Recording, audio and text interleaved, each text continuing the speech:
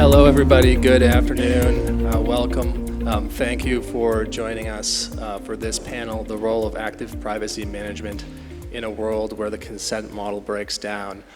I'm Tom Norton from the Fordham Center on Law and Information Policy at Fordham University School of Law in New York City. I'll be moderating this panel today. I'm joined by my panelists. To the left of me is Lokke Moerel from Tilburg University. To the next left is Cameron Russell from Western Union.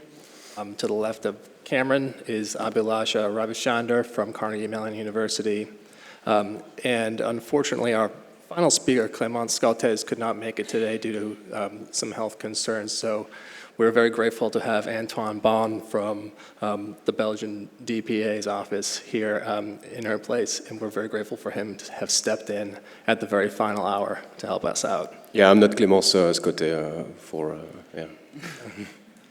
So generally speaking, this panel will be on the use-based privacy model and how new technologies can help with the implementation of that model.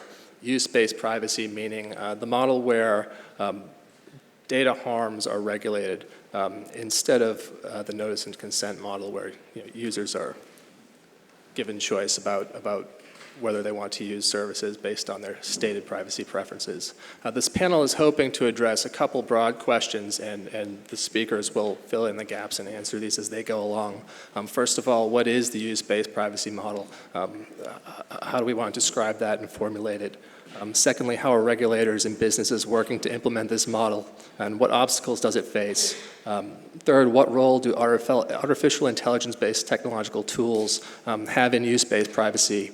What can they do, and what are their limitations? And we'll also look at what sort of artificial intelligence is currently being developed that can assist in the implementation of this model. So with that, I'll turn it over to the panelists. They'll each give a short, brief presentation. I have some questions myself that I'd like to ask, but following their presentations, we'll open it up to the audience's questions. So thank you. Lokke. Thank you. Who recognizes this? I just want to give you a very brief introduction why I think the consent model, which we all work with, maybe is not the solution for everything. I have two messages and I will explain them while we go along. Our privacy laws are based on the assumption that as long as you tell me what data you collect, for what purposes, that I then can make an informed decision, which seems the best. Because it's ultimately me who can decide best what I want. But I think, things with AI are moving on along, and we'll have a look at that. The second one, if artificial intelligence actually knows us better than we do ourselves, it can outsmart you, and that means it can undermine the very premise that you can make a valid choice. So, what are the challenges with AI? And I took the two most obvious ones. The first is the unforeseen applications. The academics look at it like this. AI, an algorithm, analyzes a big heap of data, and it finds correlations. People who are obese have characteristics ABC. It leads to a prediction. Lokke has ABC, she will likely be obese, and then the insurance companies will say, okay, Lokke is likely to be obese, I'll increase the insurance premium. And for the lawyers in this room, and I think there are many, it is a shift in the burden of proof. First, the insurance company knew I was a woman. Maybe they could ask whether I smoked, and that was about it. I got an average premium. Now they know I'm going to be obese, and they say it's higher, and the question is, do I have a chance to prove them wrong? I'm just giving you one example of the unforeseen applications. The Guardian. A few months ago, the algorithm can guess whether you're going to be gay or whether you're gay or not. A lot of people will think, well, what's so bad about it? I'm openly gay or not, it doesn't matter. But if you think about 200 countries in this world, in 70, it's still a crime to be gay. Are they going to use this tool for prosecution in the country? Are they going to use it as a border control tool? If I'm there with my husband,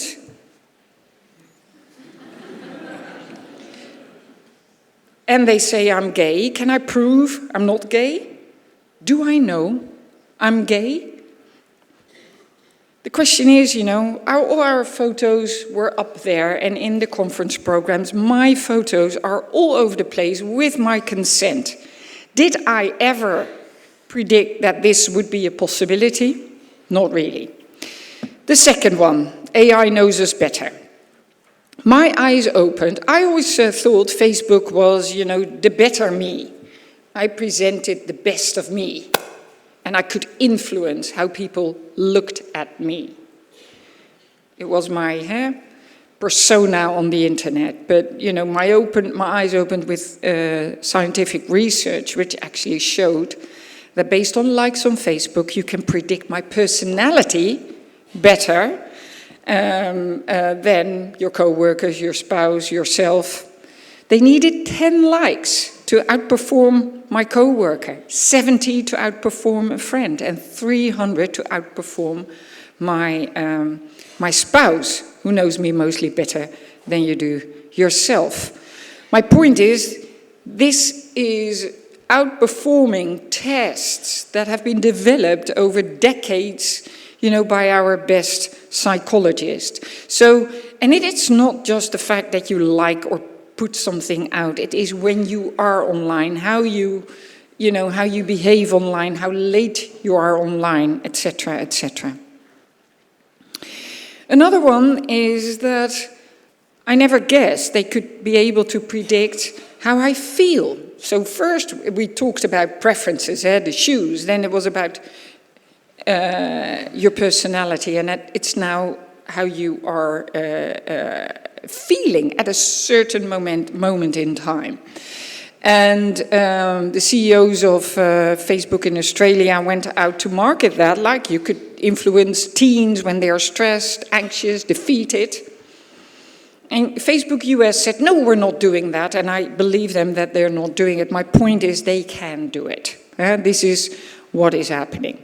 At the high point of Cambridge Analytica, the CEO was touting everywhere they had 4,000 to 5,000 points on every adult in the US. Whether true or not, I think for certain adults they certainly had it. I challenge you to go to bed tonight and write down the data points you can write down about yourself. I tried.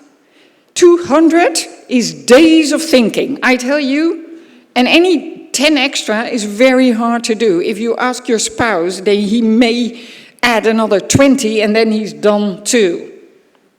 If you would see the list on data points they have on you, it's amazing. And if you look at it, you think, maybe it's actually true as well.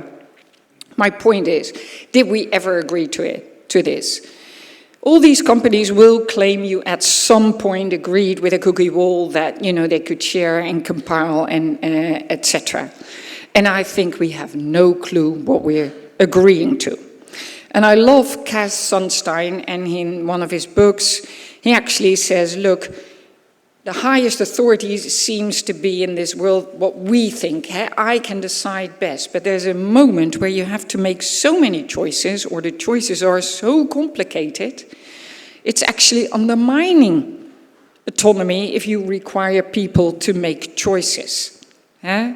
And then there's a time where you say as a regulator, this is what we do not want. Like the European Union, we stop having facial recognition for the coming years and first find out whether what we think of it or not.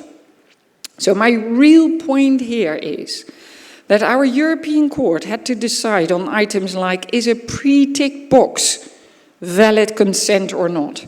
If you think for that, think on that for one moment. I know it was a discussion.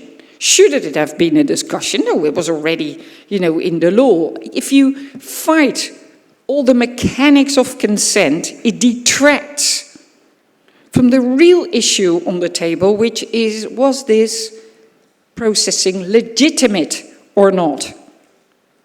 We are not having that discussion because we're having a discussion whether the consent was valid, whether a cookie wall is valid, whether, and so on, and so on. I think we need to claim back what privacy laws were about, whether you have a legitimate processing and a legitimate ground to do so or not.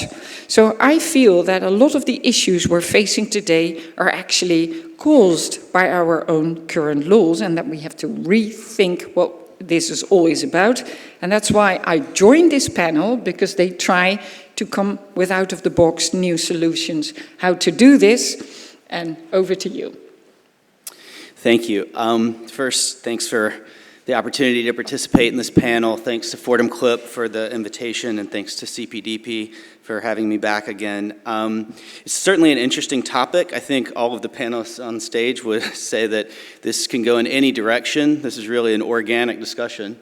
So I think, having heard your talk, I may try to, one, give an industry perspective if I can, but also influenced by my prior time in the academic world, but also maybe bridge your remarks with the technologists to my left that will follow. So I think it's important not to the title of this panel is what's the role of use-based regulation when a consent model breaks down, but I think it's important to not conflate consent-based tools with use-based regulation. So explain a little bit about that, what I mean by that.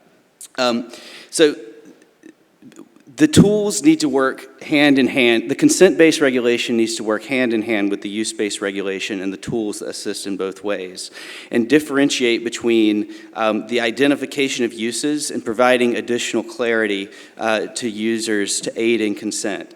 So the tools that may be focused on uses, so shining a spotlight on certain uses, say icons, or if there is some use of, say, AI regulation that produces some indicator to a consumer, is still injecting that element of consent in that the user is seeing that icon or that display and choosing whether or not to use the website or service, et cetera, versus tools that allow, that identify and isolate uses that allow the regulator to regulate on those uses. And I think the interface between anything with the consumer and any tools that are developed, even if,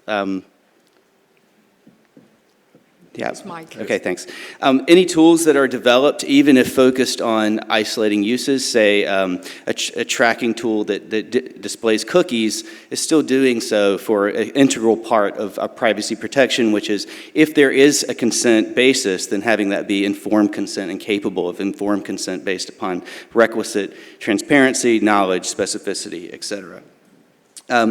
So a separate scenario would be true use-based regulation, so guardrails.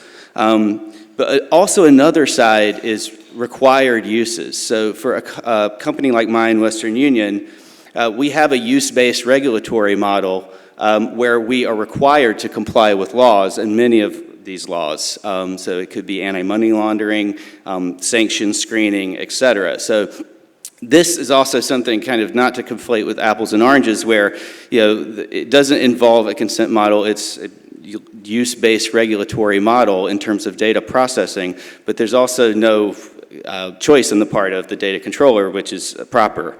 But when you're developing these tools, it would be helpful and I think integral in designing them as to what the purpose of the tool is seeking to achieve, and can it achieve multiple of these purposes at once, but not skipping a step to isolate whether this is actually shining a light on pure uses for purposes of data controller accountability or for regulatory uses, or is it also shining a light on certain uses for those purposes and or the ability for the user to provide more informed consent. So I've seen, in terms of developing tools in this space and what is use-based regulation, first I've seen some kind of overlap between those various areas, but also I do think it's part of an ecosystem whereby all of these things feed into each other. So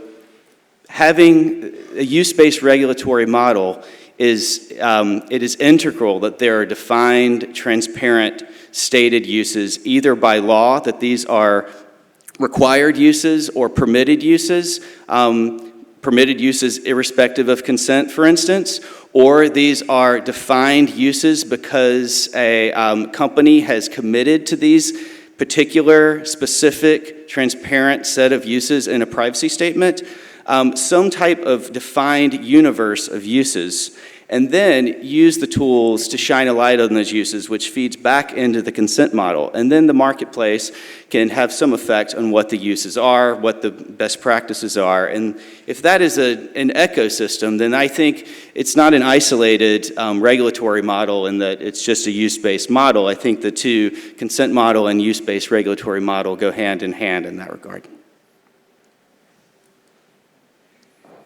Thanks.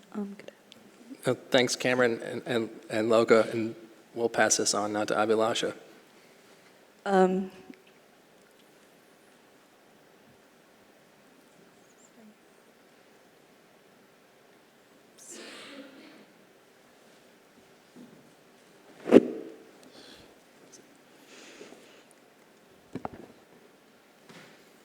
Sorry. Yeah. So as the technologist in the panel, we've heard about how the harmful effects that AI can have.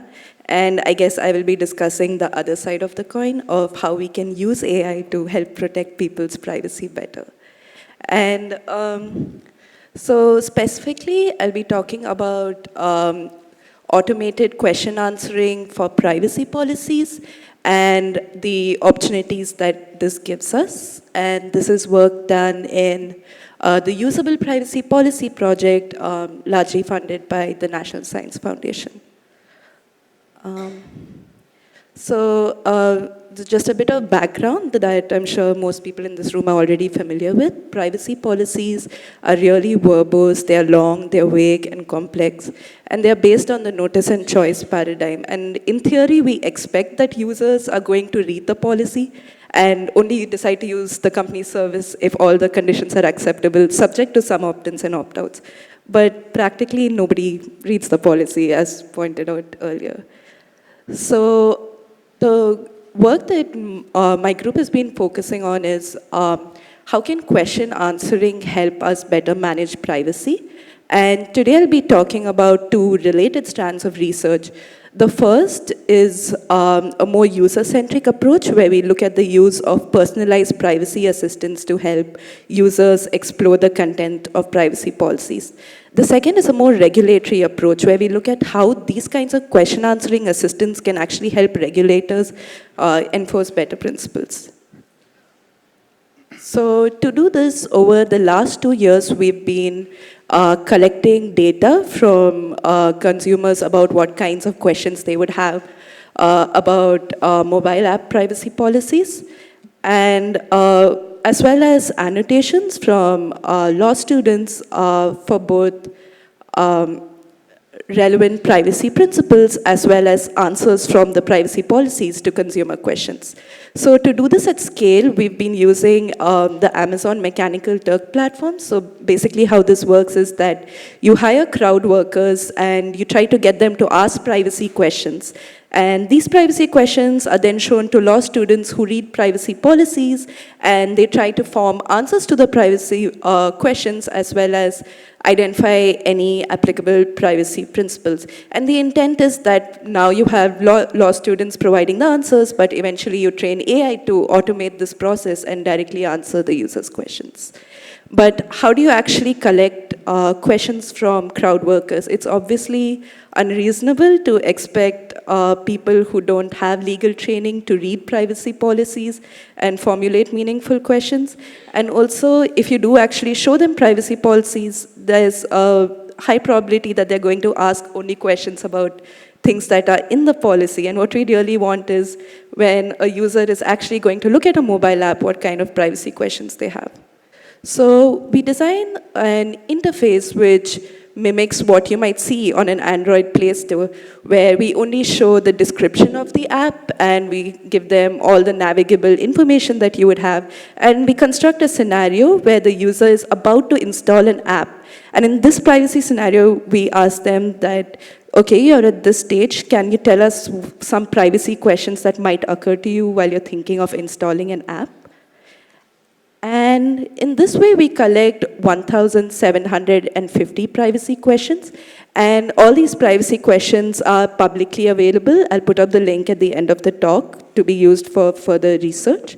I'll just describe some things that we've been doing with them. So the first strand of user-centric research, we've been looking at getting automatic sections of the privacy policy that are relevant to answer any question. We've also been collecting annotations for them for some privacy principles from both the GDPR and the FTC to see how well questions can be addressed by existing privacy principles. And there are a lot more details in the paper that we put up earlier, so which is publicly available, but I'm just going to briefly touch upon some of our findings in the interest of time. So we found that out of all the questions we collected, nearly 79% of them we were able to address by some principle, but we found that a further 10% of questions were not even privacy related, indicating that users might not have sufficient knowledge to formulate meaningful privacy questions. But most interestingly, a further 11% were not addressed by any of the principles we considered formulated by the GDPR and the FTC. And this is very interesting because it could expose opportunities for new regulation. So things like, is there a way to verify privacy claims made by an app, which is a valid question that a user could have. On the flip side, we also look at the consumer-based approach, and we found that 72% of questions did have an answer within a privacy policy, but 28% of questions didn't. And this is both because policies are silent, but also because users do not have perfect knowledge of what they can expect to find in a privacy policy, like has there ever been a security breach with this mobile app?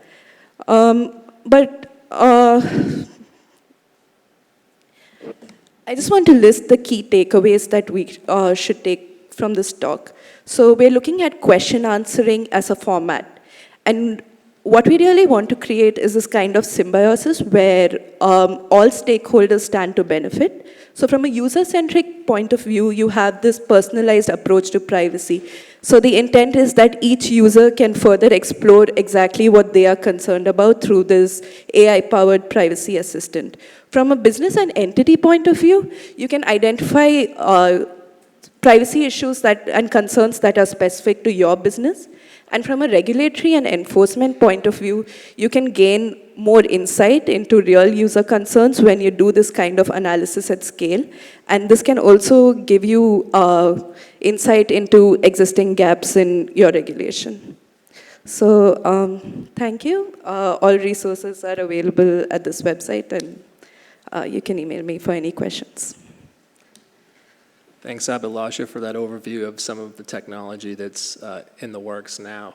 Now we'll pass it on to Antoine to offer his remarks. All right, thanks. Thanks, Tom, for having me as a backup. Really, so I just had like an hour to prepare. I hope I won't be too obvious, but I still need to say obvious things. So the first thing is that obviously in EU data protection law, the notice and the information consent approach does not make a processing valid. And it's under the directive and even more under the GDPR, obviously it's just not enough to say like we're collecting all these informations and you should either accept or refuse to use our services. I hope we're all on the same page on that thing. The burden is on the controller to make the right choices as to the processing. He obviously has to decide, has to make choices when it comes to the duration of the retention of the data, what categories of data is he gonna collect, for which purposes. And those principles obviously existed under the directive, but I would say they have been reinforced under the GDPR with the well-known privacy by design, privacy by default principles.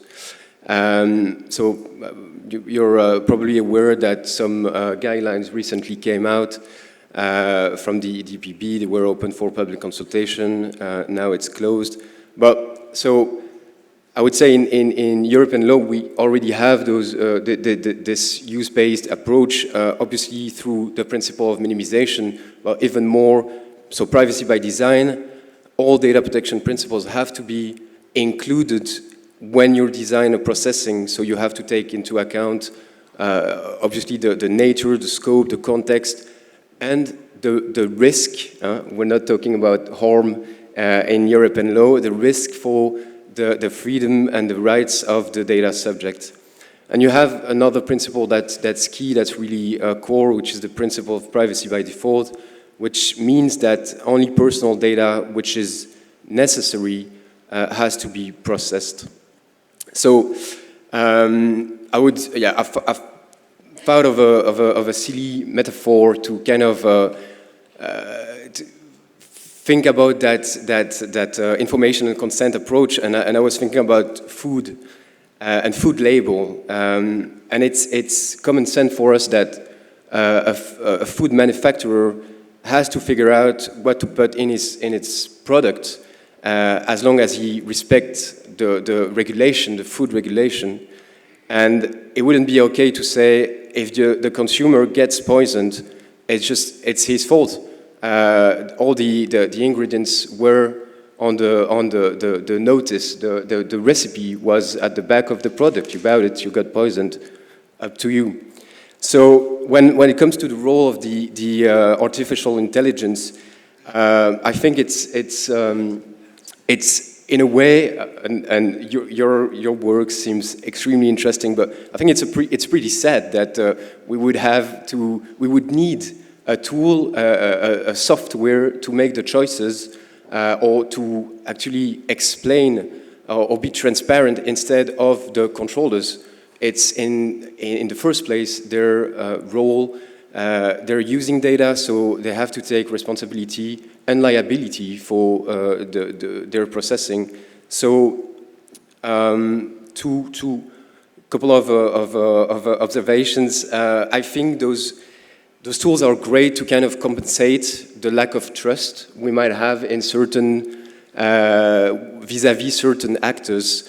And I think that for the moment, obviously, it's kind of the best thing we have, but us as regulators, we're aiming for compliance of the controllers, of the processes, and but I think that in a way your tools could be amazing as kind of I would say a quick help for the businesses as well as for the regulators. That would be honestly, I can imagine that my colleagues in the inspection department would be thrilled to have a software that would analyze like 1,000 websites, and then that would tell us immediately, like this one collects that kind of data, and that exceeds the principle of minimization. That would be awesome. So I think that to wrap it up, I think that they're really useful, but what we're aiming is for the controllers to take responsibility.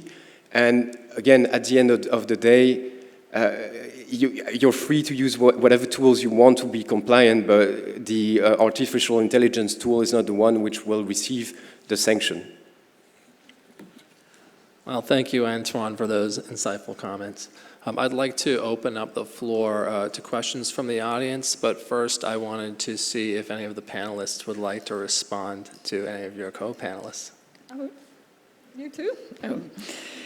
Well, I first, years ago, I remember making the argument, the policies are so long and that's why people couldn't take the time to read it, so it wasn't informed consent. But actually, if you really think about it a bit more in a broader context, just imagine you buy a car. There's so many things you need to know, and there's maybe a manual like that, and you get it, but you are not expected to read it. When you buy it, it's actually to give you comfort if something breaks down, where to go, what to do. It is, our laws in consumer context are organized that, you know, the terms and the information you get are prescribed because you should be able, but you're not expected to read it. General terms also, you need to be able to consult them, but you don't. Why? Because we have safeguards around the terms itself. With the privacy policies, and it's a new field and we all started afresh maybe, but it started out like as long as possible. Why? So you could hide all the things you didn't want them to read somewhere, so you could rely on them not reading it, instead of that we have rules around, and if you're not supposed to read it, but there's, you know, a safeguard where you can find that they do a proper job. We lost sight of what we're doing here in the first place, and that is my point. I'm sure, and you will find other things in your tool, and I'm actually interested to see what people would look up. And the number of data breaches is one I would certainly, you know, is interesting. But what people want to know is, how long do you keep my data? Do you share it with other parties for whatever? Or do you use it just on my site and for these purposes? My point is, there are 3-4 things people want to know, and you could easily have a standard thing with icons like this is, you know, and then it's also easier to have a tick for each one of them for a consent rather than bury it in these privacy policies. I think we took the wrong turn here with all of us. And it may have been, you know, how it happened, and it's just, it's like a kind of statement, I'm disowning your data. You can't do that unilaterally, do you see? And that is what the privacy policies are at the moment. My point with, I just want to make a point, because it seems now, if you have concerns about consent, that you are thus in favor of a use-based model. But I think we still need all these safeguards around it. If you would just go to a use-based model, that would mean, at least in the US, it's not regulated, so it's free. You could collect data wherever. Everybody would put sniffers everywhere. I mean, also on data collection should be. But a use-based model is also, more or less, in different words, like you need a legitimate interest to do this. Maybe consent is one of the elements to decide it was fair and legitimate, but I see with my clients, and I have a lot of big multinational clients, the moment you say with employees you can't get consent in Europe, they become very creative, and the amount of innovation to do actually privacy by design is stunning. The easy way out is that you say, oh, you need to get consent. And then all design efforts are going into, is this the right color for the button? How do we present it? How do we... All to trick and test to get people to get the consent, to give the consent. And I think we should redirect our efforts in the other direction. Yeah, I can pick right up from that. That's because my thoughts were going in the same direction related to legitimate interests and how, you know, from the industry perspective, this is already, you know, a lawful basis under the GDPR, and for industry, it's a preferred method, because when you're designing systems too, as you mentioned, you have to design them in a very big place like my company with complex IT architectures, et cetera. If you're relying on these consent-based models, you have to design them with privacy by design, keeping in mind that one has the right to withdraw consent as easily as they provided it. So that is an expensive and complex task often. So in that way, legitimate interest is a preferred method in that sense. And again, Antoine, you got me thinking about food as well. So some of the labels on food, I'm thinking about breakfast cereal. They're on like the worst food possible. I mean, some of the worst things for you have the labels. You know, what you're really interested, you know, a lot of the cereals may say it's healthy because it has some element of grain in that product, but you know, what you're really interested in is the back of the box, or even more granular types of disclosures. So in that analogy, and with Abhilasha, your technology, I think the query answering system is more valuable given the limitations of the technology if, with the granularity, those technologies can be deployed and have more precise results that are showing what's really on the back of the cereal box rather than a label. And so often with the label in the cereal example, it can be, we have to be careful not to confuse the user even more, such that the user is relying upon these labels without really thinking about what the ingredients are in the back of the box. I'd like to respond to one of Antoine's points, which I thought was very interesting. It was about responsibility and about how having AI doesn't mean that regulators should cede their responsibility to a technological tool. And I think this is completely on point because artificial intelligence should only be one tool in your tool belt. It has many limitations, and it's like, think of autonomous cars, right? We would never trust an autonomous car to completely drive itself without human intervention. That's why when we roll it back, we have drivers who are supposed to take over in case anything goes wrong. And I think in the same way, here, artificial intelligence is just meant to make regulators' jobs easier in some way. It's not going to be a complete solution, but it might help in essentially distilling insight from a large amount of data. And if the regulator finds that there's something useful and actionable in there, then they can take action or they can decide not to. And that responsibility really should be with a human. And I would also, I found the idea of essentially a privacy FAQ for every website or service very interesting. And so I agree, this should definitely be something that companies do, and many companies do that. They do provide an FAQ, which is good. But one concern here may be that it's hard to get a one-size-fits-all approach to privacy. A lot of the times, the concerns people have could be very individual, they could be nuanced. And I guess a privacy FAQ would be to satisfy a majority, but it would also be nice if we could try to make sure that it works for a lot of people. Yeah. Just a couple of points. I think that consent is still a perfectly valid legal basis, but it has been misused. I think because I think a lot of actors, entities understood it as a way to kind of validate processing and collection of categories of data which were just not necessary for their processing. And they obviously tend to forget that having consent doesn't prevent you from complying with the data minimization purpose. The second point is that it's really fine to ask for consent as long as, again, you comply with those basic principles. Among them, the transparency. It's just really insane to see when you read the articles in the GDPR about what a privacy policy should be, and you see most of the privacy policies out there, it should be readable by a kid almost. It should be extremely clear. It should be concise also.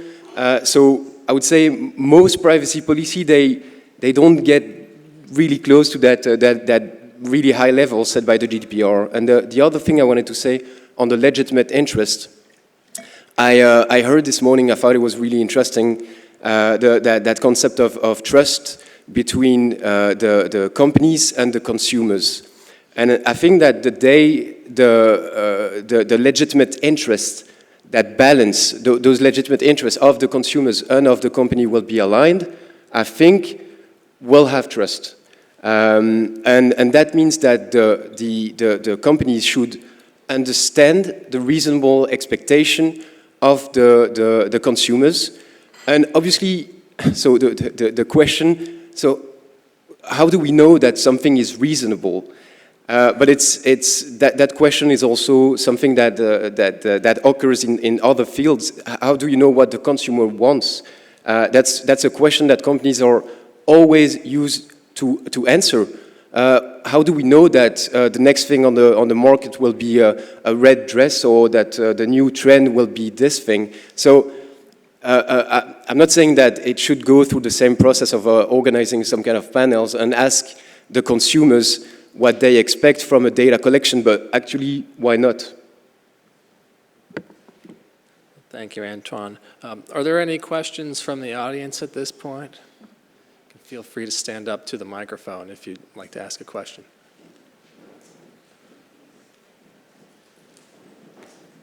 How long do we still have? The gentleman in the back was first. Hi, Baron Soga, Tech Freedom. Professor Moerel cited a 2017 study that purports to show that AI is capable of recognizing, distinguishing gay and straight faces with an 80 to 90% accuracy rate. Are you aware of the multiple efforts that have debunked this study? There have been a number of attempts to replicate it that were not able to do so. I'd just like to read to you a conclusion of a South African study that said, we demonstrated that just a handful of yes-no questions about variables, about presentation, grooming, and lifestyle can do nearly as good a job at guessing orientation, supposedly sophisticated facial recognition, AI.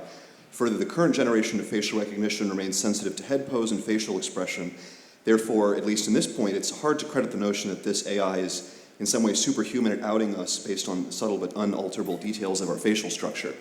It's really disappointing when someone comes to make a presentation like this and cites outdated studies without bothering to check to see what has been done since then. What you're doing is effectively crediting AI with superhuman powers, giving us an exaggerated idea of what is possible to do, and ignoring literature that has found that this is in fact a question about how people present themselves. It's not unalterable. It has nothing to do with inherent differences. And it's possible perhaps that people on the street who are better dressed, which gay men do tend to be, might be recognized as such, but it's not something that we can't choose to do something about.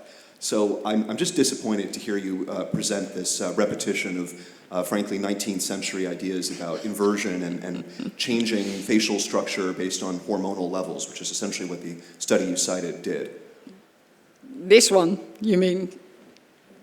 Okay, well, my point is, yeah, and I had 10 minutes, so I get your point. But my point is, look, they may be really bad or good or whatever. If you apply them, it is an unforeseen application. And this is now being further developed. There will be further studies. I'm happy to cite the newest one and all the issues with facial recognition. The point is, when we gave consent for your picture online or for whatever, did you realize that that is what could happen with it? Huh? And it happens in the US with certain companies actually doing facial recognition for law enforcement, etc. So it is an example. Maybe I should take another example, but this is what I meant. And I've offended anybody, then I'm sorry about it. The next question. Hi, it's Pat Walsh, Privacy Matters. I've looked at some of the AI-powered privacy policy readers. They're not particularly good. But I was interested in Lokke, you mentioned this approach where in the past things have been buried in the shadows of a privacy policy, and you're right, we haven't moved on much. Then I was interested in relation to consent seems to be difficult and legitimate interest is much easier. So I'm wondering how you use the power of AI then to elevate out of the shadows of a privacy policy your legitimate interest, but then if you're a company relying on legitimate interest, to what degree would you disclose your legitimate interest assessments to the data subject? Yes, I think that is linked back to something a point I was trying to make, but maybe didn't make it very clear. I think the technologies are reliant on the specificity They can only interpret things that exist. If they try to interpret generalized things, then I think that's more confusing often, or can be more confusing than helpful. So in the AI example, well, I think your question was about using AI in Abhilasha's type of research. So I think all of these technologies, whether it's machine learning or other, are reliant on the level of specificity either in a privacy statement, so if it's reliant on legitimate interests, having some type of level of specificity that provides meaningful, informed information to one or a technology for them to interpret, or it is a use-based regulatory model that's defined in a place other than in a privacy statement. I'm not suggesting one path forward, but I guess my point was that, you know, it seems to me that this level of specificity in a universe of uses is a prerequisite to using these technologies in a really meaningful way. Thank you. Do you think the transparency provisions in the GDPR regarding algorithms and AI are adequate, or do we need a broader right to explanation? I'm happy to take that one. Yeah. I have no doubt that Article 22 includes that you need to give the right of human intervention, and in the recitals it also refers to explanation. So all in all, I think I'm comfortable that the authorities will say, look, you will have to give an explanation if you use AI for automated decision making, and we don't need a specific law saying it yet again. Sometimes you don't need a law, strictly speaking, because something is new, and then you need to say it again in a specific law for other people outside a certain field to hit home. So I think we don't need specifics on explanation. I do think we need to rethink what a proper explanation could be. And that's a whole different discussion. For instance, you may well have an explanation about how the underlying logic and whatever, and it will not mean anything to anybody, even if you can be quite specific. The authorities think about counterfactual explanations, which is helpful. You didn't get this loan because your income was 50,000 and it should have been 60. And then you would have gotten a loan. But there's a lot of decisions that are not that binary, like you get it or don't get it. So I think we need to be out of the box here, because sometimes it may be really helpful to an individual, for instance, when you apply for a job, to get the algorithm yourself or a kind of tool to play with it. If I would move to another area, would my chances for a job go up? If I would do this, if I do this training, would my chances go up? It's more helpful to be able to play with it yourself than get a specific explanation why you were denied the job, because that is always like somebody else was better. So my point is, if you focus too much instead of thinking out of the box, what would be helpful for individuals if they actually, you miss the clue of explanation, I think. It's about giving people autonomy, giving them power over their lives, which can be done in many ways. Yeah. Yeah, I'm going to be a bit redundant, but yeah. So I would say the GDPR covers it, but so those safeguards you mentioned, they only, I think, I'm not an expert in article in profiling and automated decision making, but those safeguards, which is the right to know the underlying motives of the decision that was made, as well as the right to have a human intervention, they only apply, I think, and contradict me on this if you know better, I think they only apply if in certain cases, and if you have significant or legal effects on the data subject.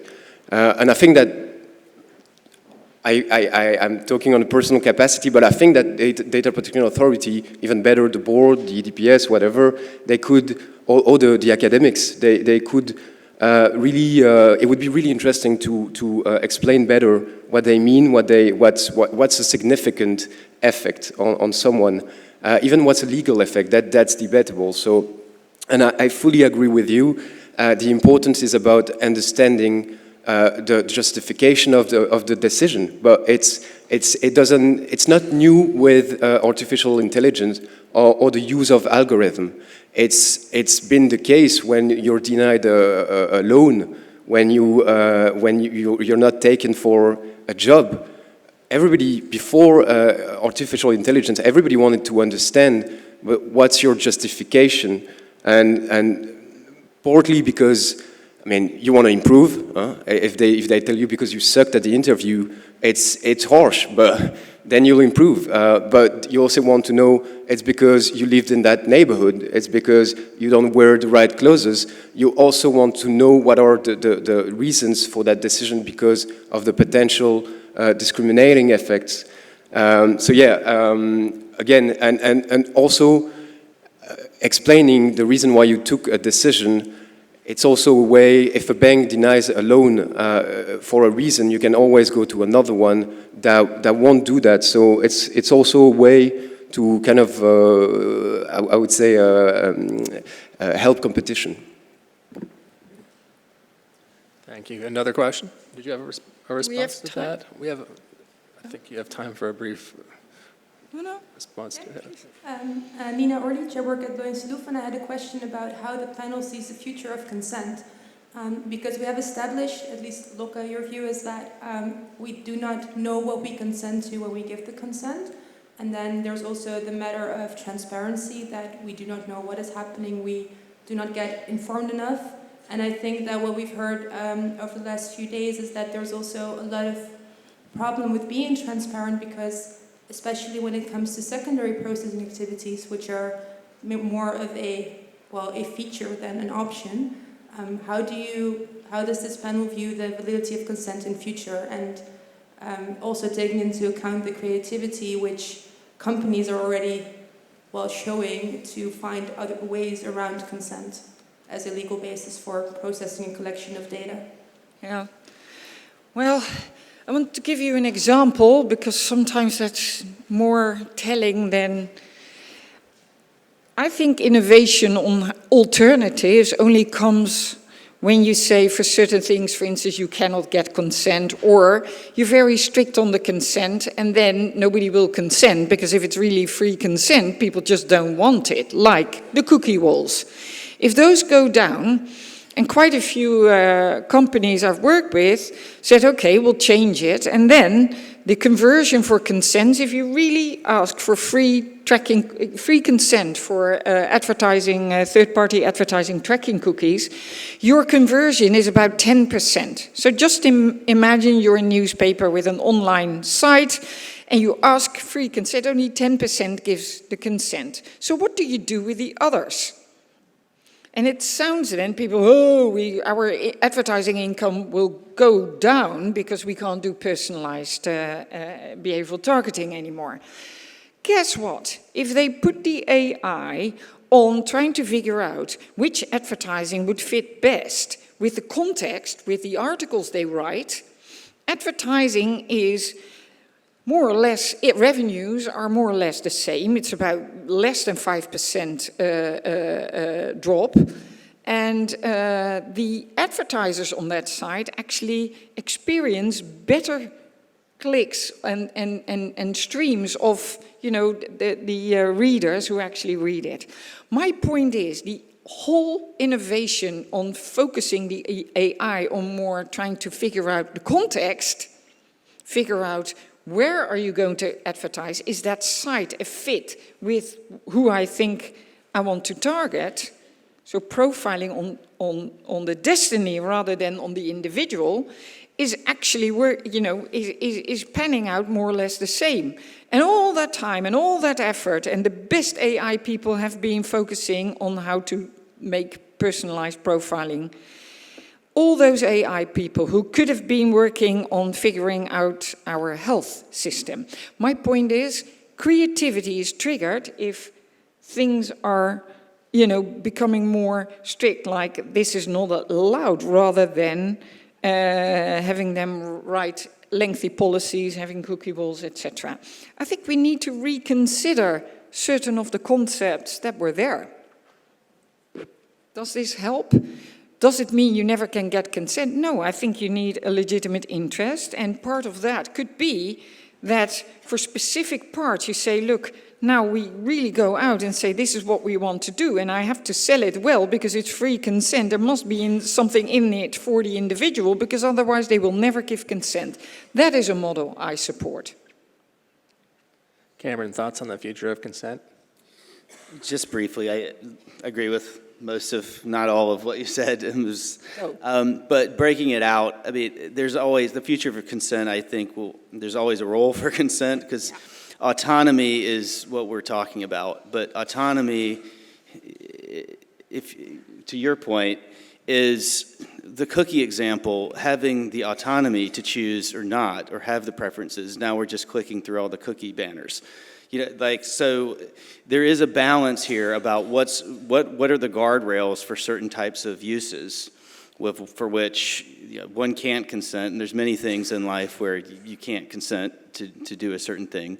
And then where can consent actually work as a functional model? And then how can, if we could impose, from a regulatory perspective, rules that enable tools like Abhilasha's to work better, and those might, be through the lens of the technology itself. Like, what would the technology need in order for it to function? And I know this is not a new idea in privacy, but it seems like the future of consent is, there will be a future for consent, but technology affects how the consent will be meaningful. Abhilasha, any thoughts? So I agree again with most of what Lokke said. I'd like to touch upon, I guess, 2 points in specific. So one was about how the person giving consent should benefit from giving that consent. I think that's very important, the whole notion of them being informed as well as there being something in it for them, essentially, to give up their data. But the part about how we should never have any user-based data, and instead most AI technologies should work on things that don't rely on users. I feel that might be going to the other extreme, because I can definitely see use cases where people would consent to having, to giving up their personal data essentially. Take for example, people giving up data about people giving medical data where essentially AI can help radiologists or doctors better detect things like breast cancer. I can see scenarios where it's actually useful to have user data and for AI technologists to work on that. But again, I want to make it clear, I'm not emphasizing that AI is perfect. In all of these tools, it's always meant to support the experts rather than replace experts. In this kind of scenario, I can very much see where consent would work and people would likely have benefits from allowing AI practitioners to use their data. Antoine, will you be the one that disagrees? I won't. So, no, I think if there's a future, obviously, there's only a future for a consent of quality. So that's what you discuss a bit. But when the GDPR says you need a free and ambiguous, clear consent, it just means that it should be a win-win. Both the company and the data subject must be on the same page, and the data subject must obviously understand to what he consents. The company must be straightforward about it. I mean, all I'm saying is pretty obvious, huh? And that's it. It goes back to that concept of trust. I think that if there's a future for, one thing I wanted to say is also a lot of entities, a lot of DPOs, they say consent is not a reliable legal basis because it's so easy to withdraw and then it creates a mess in your organization. You have to check out which data belongs to that person and all. It's extremely complicated, but I'm not saying in all cases, but in most cases, the person, they withdraw their data, their consent, because there's sometimes a distrust with the data practices of that company, because they're annoyed, because they receive too many marketing emails. So it's not the consent, the concept of consent itself that's, I think, problematic. It's the way it has been obtained and what a lot of entities have made of it. There's nobody at either microphone, so I'll take this opportunity to ask at least one question of my own. I'll ask it to the panel, but also to the audience. So if you have any thoughts on this of your own, please feel free to step up to the mic and respond as well. So today we've been talking about use-based privacy, which at its core is focused on regulating and preventing harmful data uses. Harmful data uses that are decided upon based on a set of collective norms through some sort of evaluation of what those harms might be. And my question is, what does that set of harms look like? How do we figure out what they are? What role does technology have in figuring out what they are? And should technology have a role in determining that kind of thing? Want me to have a go? Well, there are many questions. Yeah. It wasn't one. It wasn't one. Look, a use-based model where you say you define the harms is the flip. It's like the flip side of the positive. And the positive is that you require fair processing, which is the GDPR. You can also say it's forbidden to have an unfair processing. They're flips. So if you ask me what are the harms then, it is exactly as we've seen listed in all the EDP-B and working party documents, all the impacts on the individuals that we find, harmful. So you will also, in that system, you won't get the specific answers everybody is craving for. And I remember, I'm getting a bit older, that we had the European Directive on Misleading Advertising. And there was an uproar. What is misleading advertising? It is totally open. And then we got guidelines, codes, we got a lot of case law, and it became, it came more clear when there's a line, what is misleading or not misleading. And by now, if you're a bit longer in this field, you feel they bring you a new situation and you think, that's fair or it's unfair. And whether you formulate the rule as it's forbidden to have an unfair processing or a positive rule, you need to have a fair processing, in the end, the assessment is not clear-cut and always contextual. Whenever something is contextual, thank God, you can't always use AI. Does that mean, you never can use it? Yes, of course, for a lot of the more straightforward things, you can use, tooling. But I see in these situations that are always new, it is a contextual assessment where you think, this is unfair or fair. My point is that it would help everybody tremendously if certain things are labeled fair more clearly with more examples and what is unfair. For instance, with the cookies, let's go back to the cookies because it's for everybody an easy example.